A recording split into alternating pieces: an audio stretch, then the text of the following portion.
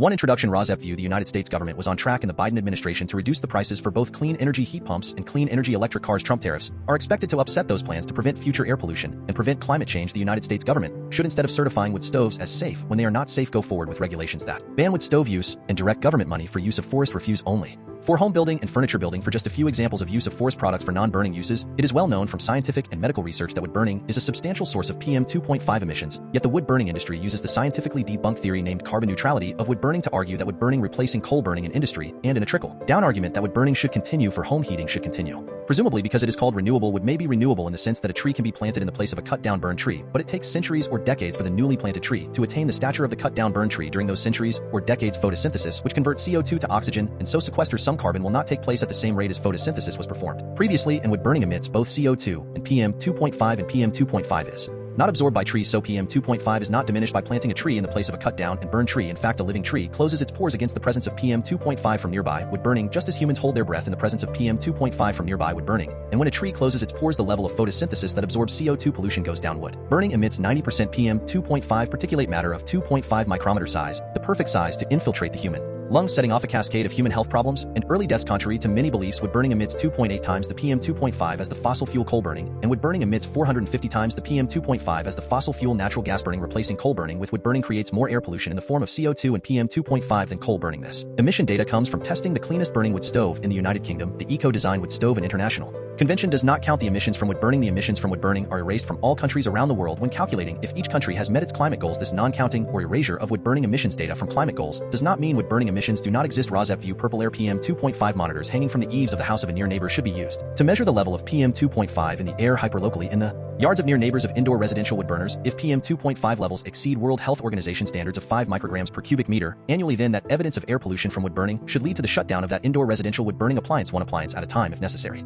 Hi, my name is Lily. Andrew gave you the intro to residents against wood smoke emission particulates and their concern for air pollution from indoor residential wood burning. Residents against wood smoke emission particulates, or RABSVU, would like every near neighbor of an indoor residential wood burner whose wood smoke enters their yards and sickens the near neighbors to have a purple air PM 2.5 monitor hanging from the eaves of their home to measure the level of PM 2.5 entering their yards. That measurement of air pollution should be used as evidence of unnecessary air pollution, and each indoor residential wood burner should be shut down based on that evidence, one indoor residential wood burner at a time if necessary. The presentation by Andrew ended at 2 minutes 5 seconds. The same presentation by Emma starts at 2 minutes 3 seconds before the end of this podcast. So I am Lily, your timekeeper, and you can start the next podcast at 2 minutes 5 seconds in if you would not like to see the presentation by Andrew a second time. This presentation by me, Lily, ends at 5 minutes in. What you will see in the main content of this RABSVU podcast will be news about air pollution from indoor residential wood burning and how that air pollution is being combated by ordinary people just like you who are unfortunately near neighbors of indoor residential wood burners at this time. There will also be news about unnecessary and highly polluting use of wood as fuel in industrial wood burners and preventable air pollution from wood burning wildfires. There will also be news about air pollution from PM 2.5 from gas-powered cars. There will also be news about airborne diseases which are also preventable with vaccines such as COVID-19 and measles and whooping cough, to name just a few. In 2025, Residents Against Wood Smoke Emission Particulates is also concerned with combating the Trump destruction of government funding for programs which protect human health through the Department of Health and Human Services, and Trump destruction of programs which fund the science and medical research plan to protect human health from preventable illnesses. Protecting human health is a patriotic act, and our defense against enemies is weakened if we are not as healthy as we can be. Heat pump rebates are now offered by the federal government, distributed through the eligible United States, are available in 2025, and are the best, cleanest, and now cheapest alternative to indoor residential wood burning if that burning is actually done to purportedly save money. Wind and solar as sources of the electricity that powers heat pumps and electric cars is also cheaper than burning wood. The adverse health effects that are caused by indoor residential wood burning also come at a cost to near neighbors, both in shortening and ending their lives, and in actual hospital, clinic, and funeral costs. Instead of being compensated monetarily, near neighbors should instead be able to achieve immediate relief by stopping indoor residential wood burning in their hyper-localized neighborhoods, which relief readings from purple air PM 2.5 monitors used as evidence of air pollution will help them achieve. Welcome to news about hopeful scientific and medical achievements that will also help us achieve the goal of clean air to breathe. Web 57DHYAFZZFLP, April 5, 2026 CDC pauses testing for rabies and pox viruses. In this webisode, United States RFK Jr. The Center for Disease Control CDC pauses testing for rabies and pox viruses to Wisconsin, enabling more rooftop solar and community solar on utility bill financing of renewable energy from the Green Bank 2% utility rate cap for low-income households. 3 Ukraine as global attention shifts to the Middle East the Kremlin benefits from the world. Looking elsewhere. May. Content. 1A United States RFK Jr. CDC pauses testing for rabies and pox viruses. The diseases were removed from a list of tests the agency conducts for state and local health departments. Experts worry that with drastic staff reductions, the testing may not resume. Edited by Residents Against Wood Smoke Emission Particulates, a 501c3 nonprofit organization. The New York Times, April 1, 2026. The Centers for Disease Control and Prevention has temporarily paused testing for rabies and pox viruses, the family of viruses that includes smallpox and pox. According to an update to the CDC website on Monday, the CDC offers testing for dozens of pathogens to assist state and local public health laboratories that are not equipped to conduct them. The organization began evaluating its tests in late 2024 as part of an agency-wide review, but widespread layoffs, hiring freezes, and resignations have shrunk the number of qualified scientists who can assist state labs. The CDC rabies and pox virus teams have lost many of their members by July. The rabies team will be down to just one person with the clinical expertise to advise state and local officials, and the pox virus team will have none. The teams already have too few members to offer after-hours advice for states, as the agency has long done, according to an official with knowledge of the situation who asked to remain anonymous because of fear of retaliation. Several public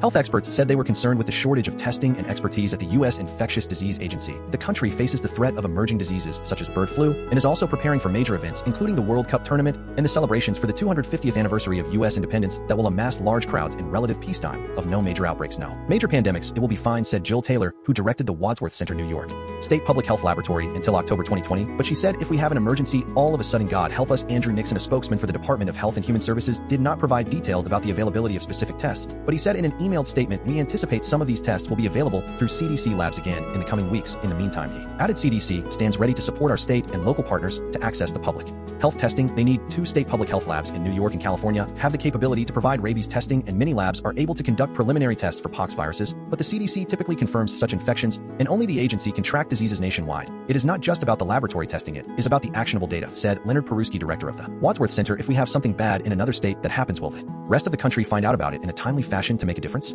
Dr. Peruski said, should heaven forbid another pandemic start up, we would not have that capacity. He added, speaking of the Wadsworth Center, our resources would have to be directed to the state of New York. In 2025, Wadsworth received more than 13,000 samples from 23 states to test for diseases, including chikungunya, dengue, West Nile, and other viruses, as well as a case of drug-resistant tuberculosis in Texas. The center also served as the national reference laboratory for influenza. Last summer, fewer than 5 Americans are diagnosed with rabies each year, but testing is important because the virus infects a few thousand animals, including bats, raccoons, and skunks, and about 60,000 people are treated for potential exposure to the virus. The disease is nearly always fatal in people who are not treated promptly. The United States first had a major outbreak of mpox, a cousin of smallpox, in 2022, but hundreds of cases were reported last year. More than a dozen cases of a more severe type of pox, previously only seen in Africa, have also been reported in the United States. Widespread layoffs at the CDC last April did not affect the center in which the rabies and pox virus teams work, but appointments for many specialized scientists could not be renewed because of federal hiring freezes. I am concerned about where we go from here, said Scott Becker, chief executive of the Association of Public Health Laboratories. The bleeding inside CDC has got to stop. For more than a year, the agency has been without a permanent leader to forestall or plan for such crises. Instead, a series of acting directors and political appointees have made decisions at the agency for all but 4 weeks of the Trump second term. Dr. Taylor, who was part of a committee convened to assess the CDC lab operations, said the CDC approach to testing had long-standing problems that needed to be addressed. Early in the COVID-19 pandemic, the agency struggled to develop and distribute accurate testing kits. During the outbreak of pox in 2022, the CDC had an effective test, but took weeks to make it widely available. In the interim, clinicians needed to order it from public health laboratories, leading to long delays in diagnosis. Those failures made it clear that the agency needed to collaborate with academic, commercial, and hospital labs to develop and distribute tests, according to the report released in 2023 by Dr. Taylor and other committee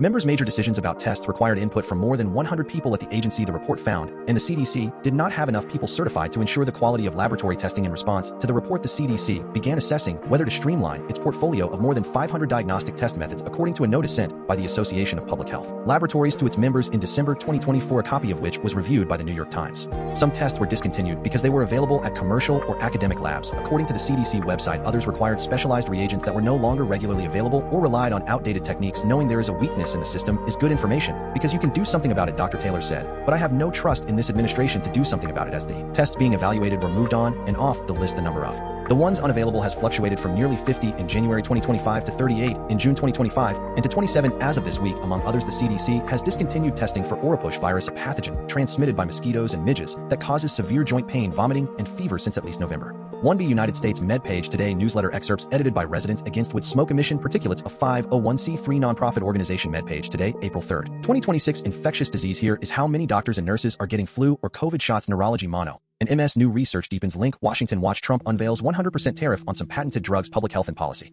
The Trump budget again calls for billions in NIH cuts beyond diagnosis, tailoring vaccine conversations to patient values and risk factors. 1C United States New York Times on politics newsletter. 6 Senate races to watch as Democrats grow more bullish. It is still a tall task for the party to win back control. Here is the latest RZEP view trending Democratic Senate candidates. James Tallarico in Texas, Zach Walz in Iowa, Alex Weinman in Florida. Excerpts edited by Residents Against Wood Smoke Emission Particulates, a 501c3 nonprofit organization. The New York Times. April 4, 2026. Many of the most contested Senate races are heating up ahead of a gauntlet of key primary contests in the coming months. Democrats feel more emboldened by the day about their chances of taking back the Senate this fall. The war in Iran rages on. Gas prices are rising. The stock market is gyrating. Republicans now hold 53 Senate seats, meaning that Democrats would need to flip 4 and defend an incumbent in Georgia and capture open seats in Michigan and New Hampshire. To win a majority, it is a tall task. Here are some of the new and notable developments across the map. Texas. Trump continues to play the waiting game on whether to endorse Senator John Cornyn or Ken Paxton, the state attorney general, in the Republican primary runoff election. All the while, James Tallarico, the Democratic nominee and a state legislator, is hauling in cash. Here is a crazy stat. In the first 2 months of the quarter alone, the Tallarico campaign had already raised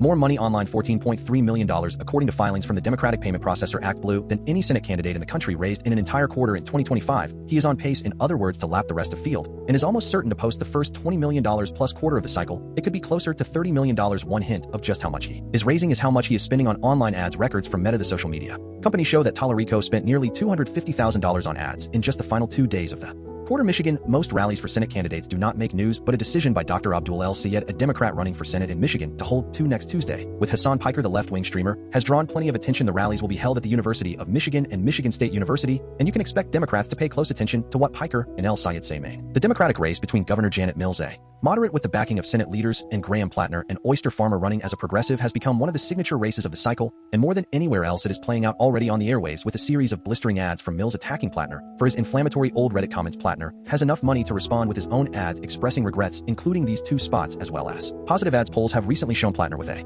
significant lead, but Mills is warning that he is too risky a choice, telling my colleagues Lisa Lehrer and Katie Glueck recently that Republicans will tear him apart if he is the nominee. Iowa. Zach Walz, a state senator, and Josh Turek, a state representative, announced nearly identical fund-raising hauls of $1.1 million this week in the Iowa Democratic primary for Senate. The Democratic race, however, is increasingly being shaped by outside money. A liberal veterans group called Vote Vets has spent nearly $1.7 million promoting Turek ahead of a June primary. Turek is not a veteran, but he uses a wheelchair because he was born with spina bifida after his father was exposed to Agent Orange in Vietnam. Louisiana Representative Julia Letlow won the Trump endorsement, which has been the gilded path to winning most Republican primaries, but Senator Bill Cassidy is putting up a fierce fight, and he quickly capitalized this week on old comments on video from Letlow in 2020 hailing the benefits of diversity, equity, and inclusion programs as she applied for a university job. I believe we need a division on this campus, a division of diversity, equity, and inclusion, she said. Then Letlow is a rare Republican to be forced to distance herself from COVID-era identity politics. Florida Democrats have lost ground in Florida in recent years, but they now have a nationally recognized name running for Senate in the state. Alex Weinman, a former national security official who was a whistleblower in the Trump first impeachment, entered the race in January and immediately emerged as a serious fundraiser. Weinman, who has an identical twin brother named Eugene, serves in the House, announced this week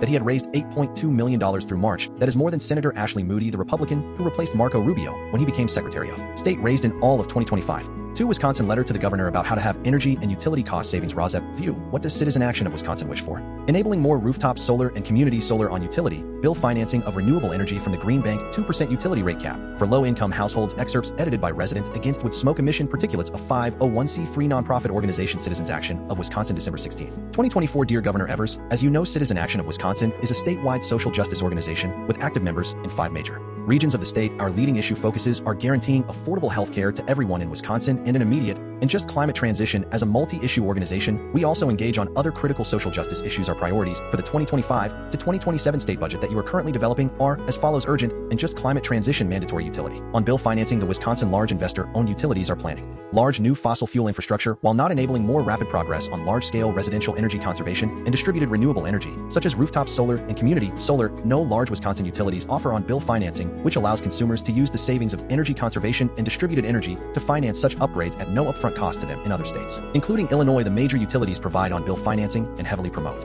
it. We believe that one of the best ways to dramatically improve the energy efficiency of residential housing and to expand distributed renewable energy to scale is to use the billing systems utilities have built due to the monopoly status mandated by the state government. Because of the magnitude of energy savings, utility bills go down even when repayment for energy conservation and distributed energy upgrades is included. This financing can come from the utilities themselves, from the Wisconsin New Green Bank managed by WEDC or other sources. We request that you add language to his proposed budget mandating that major utilities open their billing and payment systems to enable financing of energy conservation upgrades and distributed solar without upfront cost to consumers. We further request that this financing obligation be attached to the property, not the individual consumer. Repayment remains with the owner of the property if the property is transferred. This will dramatically increase the number of homeowners willing to undertake these critical sustainability upgrades. 2% utility rate cap. Citizen Action supports introduction of a 2% utility rate cap for households earning up to 250% of the federal poverty level FP. This policy is designed to alleviate the disproportionate energy burden faced by lower-income households and economically marginalized communities, including many rural areas and communities of color. In Milwaukee, research by the Sierra Club shows that high energy burdens are closely correlated to redlining boundaries, which segregated African Americans in areas of the city with the oldest housing stock. These households often contend with high utility costs due to older, less energy-efficient housing and limited access to distributed renewable energy solutions. Implementing a utility rate cap would prevent families from having to choose between essential services such as food,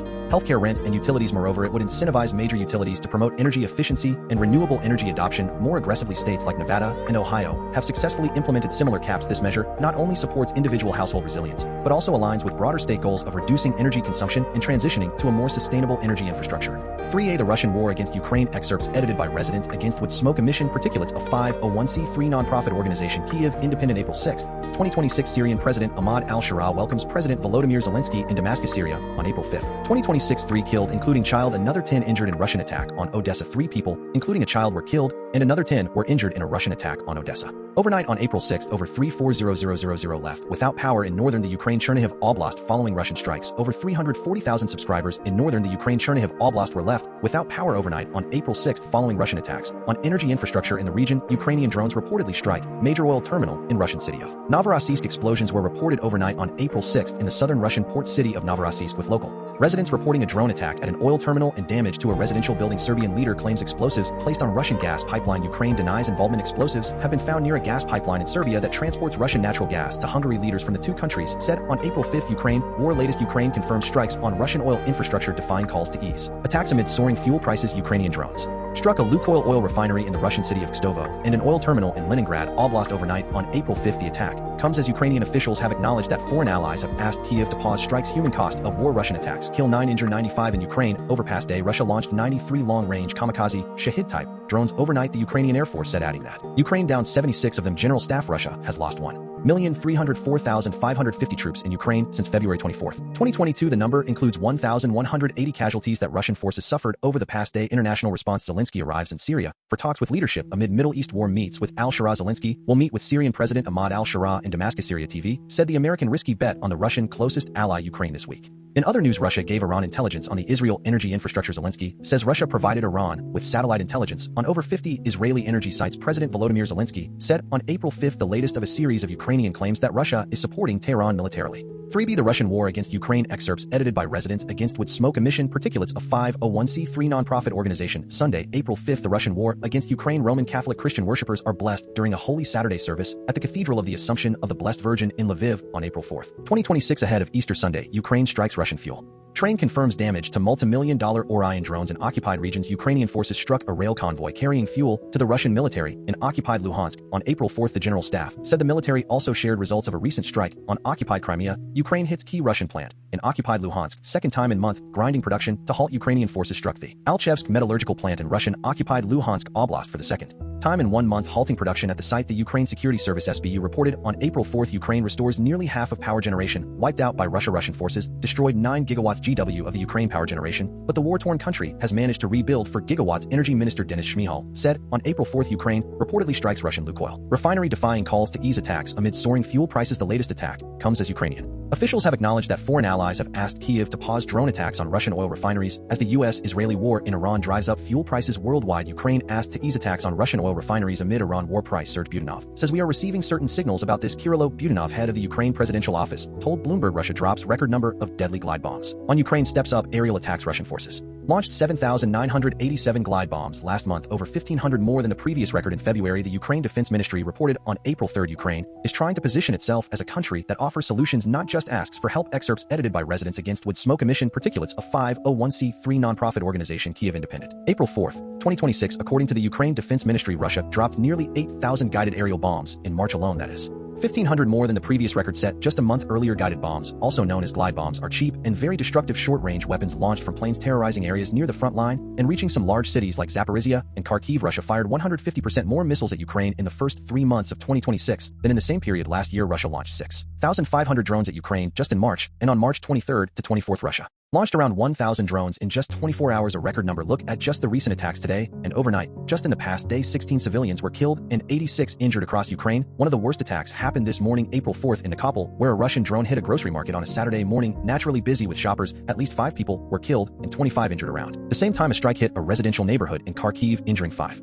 And overnight, a drone tore through an apartment building in Sumy, injuring at least 13 people. That is just a partial snapshot of one day. There is also a shift in how these attacks are happening. Drone strikes are now increasingly happening during daytime, not just at night. Yesterday, we had to move our newsroom meeting downstairs to an underground floor because a drone attack on Kiev started around 10 a.m. We look into this new tactic of inflicting a sense of constant danger in one of our latest stories. Power outages have also started to return, even if briefly we had to turn on our office generator again this week. Turns out a few weeks of respite was enough to get used to normality again. Even after months of severe power shortages, when the light went out in the office, there was a gasp of surprise and shock. Here is what can come next. President Volodymyr Zelensky said this week that Russia may be preparing a new wave of attacks targeting water infrastructure, including pumping stations, drinking water systems, dams, and possibly bridges too. If that happens, it would be the next stage in the Russian campaign against civilians. First, they went for the energy infrastructure, then transport. The attacks on trains that started in January are ongoing now. Potentially water. Ukraine looks to the Middle East. A few days ago, Zelensky went on a tour of the Middle East, visiting Saudi Arabia, Qatar, the UAE, and Jordan, and signed several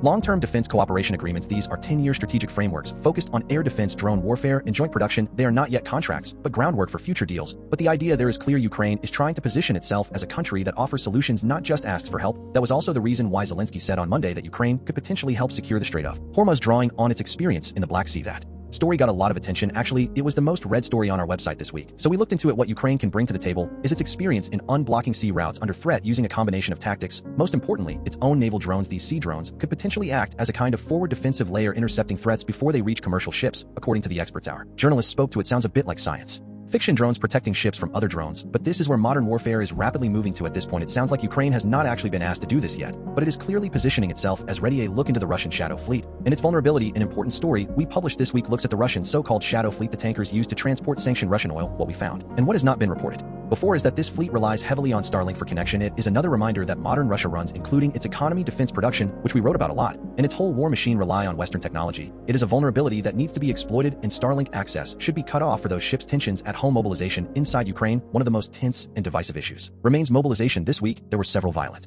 incidents involving recruitment officers. In Lviv, a man stabbed a recruitment officer during a document check. The officer later died in hospital. In Vinnytsia, another man stabbed 2 officers today. He turned out to have been evading the draft since last year. These incidents are a regular occurrence, and they reflect a deep tension. Ukraine needs more people on the front line, but many people are afraid, understandably, and avoid conscription. There are not enough volunteers to fill the ranks. This means that recruitment officers often forcibly draft people off the street. At the same time, corruption is widespread in the recruitment system, with people buying their way out of service, often by obtaining fake medical documents. Altogether, it means that recruitment officers are widely disliked, partly because of the way recruitment is carried out and partly because of corruption within the system. This creates a very volatile situation the government is aware of. The problem, the new defense minister Mikhailo Fedorov, who has been in office since the middle of January, said last week he is preparing reforms, including changes to mobilization, but for now this remains one of the most difficult issues inside the country. Another tension is within the military itself. Commander-in-Chief Oleksandr Syrsky has been criticized for tactics that rely heavily on infantry and assault units, which tend to lead to high casualties. This week, a prominent Ukrainian activist publicly criticized the military leadership after footage emerged showing destroyed Ukrainian vehicles and fallen soldiers near Pokrovsk, one of the hottest areas on the front. The criticism sparked a public back and forth with the general staff. We looked into it and explained what this public disagreement reveals about how the war is being fought. Before I wrap up, one last thing. If you have been reading me for a while and want to hear what I sound like, I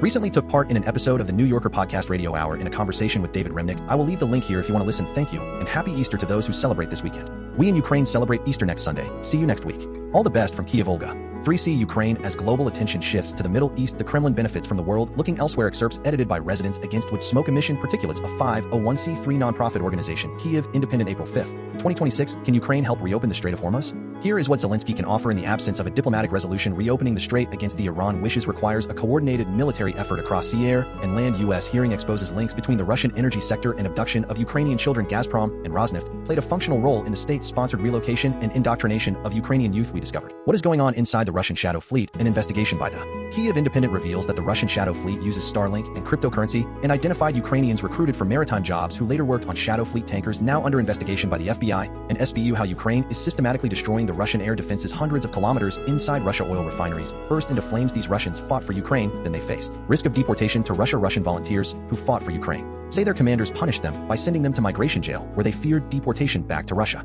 3D The Russian War Against Ukraine. Excerpts edited by Residents Against with Smoke Emission Particulates, a 501c3 nonprofit organization. Kiev, Independent, April 4th, 2026. Explosions, fires reported in the Russian Taganrog after drone attacks. Ukrainian forces reportedly struck defense and chemical industry facilities in the Russian cities of Taganrog and Tolyatti overnight on April 4th, according to Russian Telegram channels. Russia suffers record losses in March. Zelensky also said that according to British intelligence, the battlefield situation is currently the most favorable for Ukraine in the past 10 months. The Ukraine General Staff confirmed strike on oil refinery in the Russian Ufa targets in Russian-occupied Ukraine. This refinery is a key component of the Russian fuel and energy complex and is used to meet the needs of the Russian military, the General Staff said. While Ukraine aid runs dry, Trump asks for record-breaking $1.5 trillion in military spending. The proposed budget calls for a $445 billion, 44% increase in defense funds in 2027 as U.S. military aid to Ukraine has dropped by 99% under the Trump watch. Zelensky slams political infighting, calls for unity amid parliamentary crisis. I support unity and want the parliament to function effectively, he said, but today the public position of some representatives of parliamentary factions is clearly not aimed at unity. Russian Su-30 fighter jet crashes in occupied Crimea during training flight. Kremlin Defense Ministry claims the crew ejected and was recovered by a search and rescue team. The ministry claimed Ukraine brings back 8 children from Russian-occupied territories, yet thousands of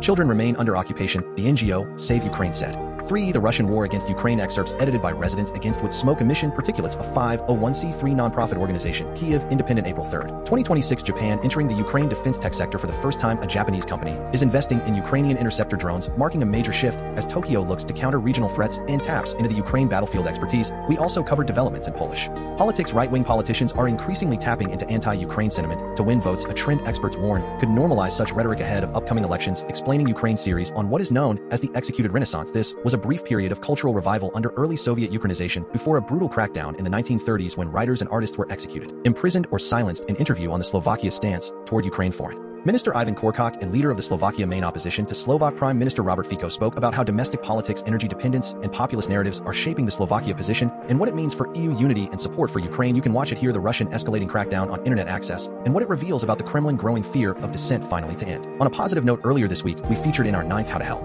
Ukraine edition helping to leave a Ukrainian charity that helps evacuate civilians from temporarily occupied territories and frontline areas in Ukraine for free. Thanks to your support, we raised more than 8,000 euros for it. The Executed Renaissance, the Ukraine cultural rebirth, and its violent death, a sense of constant danger. Ukraine scrambles to adapt to the Russian new aerial attack tactics. Slovak opposition vows break from the FICO Ukraine course. April 3rd, 2026. War Notes, a gloomy early April in Kiev. This will be a War Notes episode with a tone and message not like anything I've done before and not something I want to make a habit of. But this week, this is the one thing I want to bring to you, our readers. The topic is the Ukraine 425th Assault Regiment, better known as Skylia. Over the last few days, the unit has been embroiled in an online storm that started when popular Ukrainian volunteer and now advisor to Defense Minister Mikhailo Fedorov Sergei Sternenko spoke out against the unit after videos emerged on Russian Telegram showing the destruction of a mechanized assault outside Pokrovsk. The attack was criticized for tactics looking pretty similar to those of the Russians, sending armored vehicles with men inside straight into a drone-saturated kill zone for the sake of completing an unclear tactical level objective with equipment and manpower that is unlikely to return from the mission. 3F The Russian War Against Ukraine. Excerpts edited by Residents Against with Smoke Emission Particulates, a 501c3 nonprofit organization. Kiev, Independent, April 3rd, 2026. Ukrainian rescue workers work to extinguish a fire in a damaged residential building following a drone attack in Kharkiv on April 2nd, 2026. The Russian Gazprom claims Ukrainian strikes on Turkstream pipeline. According to Gazprom, the Ruskaya compression station, located in Krasnodar Krai near the Black Sea coast, was undamaged as all drones were shot down. Russian general reported killed in a 26 crash in Crimea. BBC reports the plane had crashed into the mountains of the occupied peninsula, killing 29 military personnel on board. The Russian Defense Ministry reported Ukraine strikes airfield in occupied Crimea, destroys in 72 aircraft, and Orion drone base. Ukrainian forces, with the help of military intelligence, struck multiple Russian military targets at the Kurovsky airfield in Occupied Crimea overnight on April 2nd. The Ukraine Unmanned Systems Forces said Thursday, April 2nd. 2026 failed Ukrainian mechanized attack near Pokrovsk ignites online storm over the assault regiment tactics. On April 1st, Serhiy Sternenko, who is one of the most prominent Ukrainian volunteers providing support to the military and recently named advisor to newly appointed Defense Minister Mikhailo Fedorov, spoke out about the failed attack the previous night, sharing Russian drone videos of the destroyed equipment that had been posted on Telegram. The original video posted by the Russian elite Rubicon drone unit shows their drones destroying a Ukrainian M1 Abrams tank, a BMP-2 infantry fighting vehicle, an AM-1117 armored mobility vehicle, as well as several hits on individual soldiers in the field. Later in the day, more footage of the destroyed vehicles emerged online, quickly geolocated to confirm the attack occurred on the E50 highway running west from Pokrovsk near the village of Freischein. Now contested the Scylla tactics in this attack, Sternenko said, were just the latest example of a systemically wasteful approach to offensive operations in the unit among other assault regiments that leads to excess Ukrainian personnel losses, often for little to no tangible gains. Treating our people like this is a crime, and there must be accountability for this, the volunteer and advisor wrote. What they are doing to people in certain formations is no better than Russian practices. This must end in the evening. Scylla responded to Sternenko on social media, acknowledging the loss of the vehicles and of 2 soldiers killed in action nearby. In January 2026, Sternenko was brought into the official fold when appointed as an advisor by Fedorov, who has brought a reinvigorated focus on drones and technology to his new role as defense minister. Scylla is one of, if not the largest of, a group of specialized assault regiments brought together and expanded by the Ukraine commander-in-chief Oleksandr Syrskyi. Over the past year of the Russian full-scale war, the unit has received a disproportionately large portion of incoming mobilized troops, using them in firefighting operations to counterattack advancing Russian forces across the front line. Since summer last year, Scylla has been especially active in the Pokrovsk area, successfully clearing the city after a mass Russian infiltration into the city in July and conducting numerous raids into its northern neighborhoods before Russia established full control of Pokrovsk over winter in practice. However, Scylla, along with many of the other units inside the Ukraine assault forces, are well known to answer directly to Syrskyi, who himself has been notorious for an appetite for assaults and micromanaging combat operations down to the tactical level. For other public military thought leaders, the Scylla attack outside Pokrovsk was only the latest incident pointing to the inefficient use of manpower by the Ukraine. Top General Syrskyi personally approves assault operations, personally distributes the majority of mobilized people to his favorite units, completely ignoring the order of the president of Ukraine regarding fair distribution in a battlefield saturated with drones in the air on both sides and defined by a kill zone stretching back up to and sometimes over 20 kilometers from the front line itself. The survivability of armored vehicles and mechanized assaults has consistently declined over time. With their advantage in manpower and armored vehicles, Russian forces continue to attempt mechanized assaults, albeit more rarely, with commanders over 2026 telling the Kyiv Independent that often months go by without such an attack from the enemy, which has instead focused on infiltration tactics. The Ukraine electricity imports fall as crisis fades. 3G The Russian War Against Ukraine excerpts edited by Residents Against Wood Smoke Emission Particulates, a 501c3 nonprofit organization. Kyiv Independent, April 1st,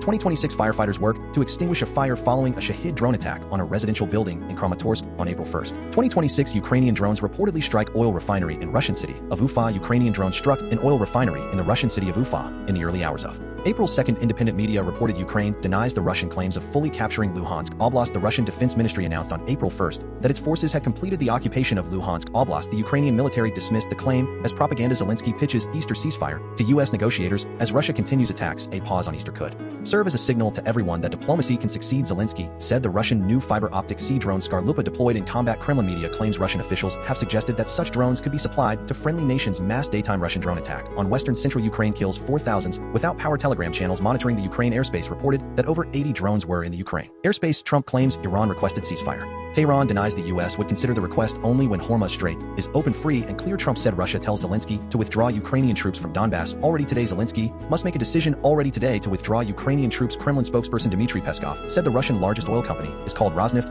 and its net income drops by 73% in 2025. The Rosneft net income fell by 73% to 293 billion rubles, $3.6 billion last year, due to high taxes and interest rates, as well as geopolitical factors. The company said Ukraine war latest Russia launches mass daytime drone attack on western central Ukraine. Telegram channels monitoring the Ukraine airspace reported that over 80 drones were in the U.S. airspace at 1:43 p.m. local time. Air raid alerts were issued in much of Ukraine with large numbers of drones heading toward western parts of the country. Shahid is evolving threat that will keep haunting Ukraine and rest of us. The Ukraine interceptor drones are now one of the most sought-after defense technologies on the planet, but that success carries an uncomfortable caveat. Every countermeasure Ukraine developed prompted Russia to field a harder, faster, and more capable Shahid. In response, we discovered what is going on inside the Russian Shadow Fleet. An investigation by the Kyiv Independent reveals that the Russian Shadow Fleet uses Starlink and cryptocurrency and identified Ukrainians recruited for maritime jobs who later worked on Shadow Fleet tankers, now under investigation by the FBI and SBU. Human cost of war as Kremlin rejects Easter ceasefire. At least 3 civilians killed, 33 injured in Russian attacks on Ukraine. Over past day, Russia launched 339 drones at Ukraine. 3H Ukraine Daily edited by residents against with smoke emission particulates of 501c3 nonprofit organization Kyiv Independent Wednesday, April 1st. The Russian war against Ukraine Foreign Minister Andriy Sybiha and EU High Representative Kaya Kallas attend a commemorative event in Bucha, Kyiv Oblast on March 31st, 2026. The event honors victims of Russian war crimes in the area Russia attacks. Western, the Ukraine, Khmelnytsky-Lutsk, Russia attacked the city of Khmelnytsky overnight on April 1st, damaging a commercial site, and a residential building was damaged by shelling in Lutsk. Authorities and media reported Russian and 26 transport aircraft reportedly crashes over occupied Crimea, killing 29. A Russian and 26 transport aircraft crashed in occupied Crimea late on March 31st. Russian Telegram media channels reported killing 29 military personnel on board. Russia redirected Ukrainian drones toward Finland, Baltic states, Ukraine says. Ukraine says Russia deliberately redirected Ukrainian drones toward Finland and the Baltic states in an attempt to provoke tensions and strain the Kyiv ties with European allies. Russia demands Ukraine withdraw from Donbass within 2 months. Zelensky says Russia is signaling to the U.S. that it could seize the region by force within that period and would then demand different conditions in negotiations. Zelensky said massive explosion at Russian petrochemical plant in Tatarstan, 2 dead, dozens wounded. The company in charge of the plant said the incident was caused by an equipment malfunction. Russian spy network in Kyiv foiled before planned assassinations of military volunteers. The network was coordinated by a staff officer of the Russian General Staff who identified targets, assigned roles, and oversaw preparations. Russia rejects the Ukraine Easter ceasefire proposal on March 30th. President Volodymyr Zelensky said Kyiv is ready to implement a ceasefire during the Easter holidays. The following day, the Kremlin rejected the initiative. Hungary lobbied against the EU-Russia sanctions at the Moscow request. Investigation says Russian Foreign Minister Sergei Lavrov asked his Hungarian counterpart Peter Szijjártó to help delist Gulbahor Ismayova, the sister of Russia oligarch Alisher Usmanov, according to the investigation. Webisode 57DHYAFZZFLP. January 11th, 2026. Congress is racing to undo thousands of cuts to federal science programs. Cartoon 1 of 5. Congress is racing to undo thousands of cuts to federal science programs. Cell 1. The current government bid for an overall cut in scientific funding to $154 billion from $198 billion would be a plunge of 22%. Cell 2. This week, the Senate Appropriations Committee released a bipartisan package of bills. Cell 3 that largely scraps the current government-planned cuts to federal science programs. Cell 4. Congress will set aside roughly $188 billion for federal research. Cartoon 2 of 5. Congress is racing to undo thousands of cuts to federal science programs. Cell 1. $188 billion for federal research will only be a drop of 4%. Cell 2. This rejects the current government push to let our competitors do laps around us. Cell 3. Last year, the current government administration called for a cut in federal basic research of more than 1/3. Cell 4. The current government sought even larger cuts for the National Science Foundation, which sponsors much of the nation's basic research. Cartoon 3 of 5. Congress is racing to undo thousands of cuts to federal science programs. Cell 1. The current government proposed that the National Science Foundation NSF budget be slashed to $3.9 billion. Cell 2. From $8.8 billion, a drop of 56%. Cell 3. The Senate package countered with a reduction to $8.75 billion. Cell 4. Or less than 1%. Cartoon 4 of 5. Congress is racing to undo thousands of cuts to federal science programs. Cell 1. The Senate package includes $24.4 billion for NASA, a 1.6% cut. Cell 2. $8.8 billion for the Environmental Protection Agency (EPA), a 4% cut. Cell 3. $8.4 billion for the Department of Energy Office of Science, a 1.9% increase. Cell 4. $6.2 billion for the National Oceanic and Atmospheric Administration, roughly flat.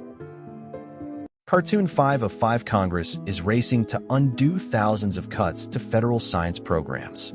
Cell 1. The Senate and the House are now not far apart for negotiations on a final budget. Cell 2. The House's moves on 2026 science budgeting add up to $185 billion, which is close to the Senate figure of $188 billion. Cell 3. But this cannot undo the damage that the current government administration frenzy of budget cutting and administrative chaos. Cell 4 brought to the nation's scientific establishment. Webisode 57DHYAFZZFLP. January 11, 2025. If science funds are restored, then fund alternatives to wood burning. Cartoon 1 of 5. If science funds are restored, then fund alternatives to wood burning. Cell 1. Fund heat pumps that work down to 40 degrees below zero and also act as air conditioners. Cell 2. Fund extending a smart electric grid everywhere. including all rural areas. Sell 3. Fund wind and solar energy sources that produce electricity sent to the smart grid. Sell 4. Fund batteries that store the electricity produced by wind and solar long-term for use in emergencies. Cartoon 2 of 5. If science funds are restored, then cut dirty energy that is now funded. Sell 1. Cut funds for biofuels such as wood stoves and wood burning for home heating. Sell 2. Cut funds for biofuels such as corn-based ethanol for automobile fuel. Sell 3. Cut funds for wood and other biofuels used to replace coal burning in industrial plants. Sell 4. Cut funds for fossil fuels as well as cut funds for biofuels. Cartoon 3 of 5. If science funds are restored, enact regulations that fund removal of indoor residential wood-burning appliances. Sell 1. Fund resident-owned Purple Air PM 2.5 monitors. Sell 2. Given free to any near neighbor of an indoor residential wood burner. Sell 3. Whose wood-burning PM 2.5 emissions enter the yard of the near neighbor and sicken them.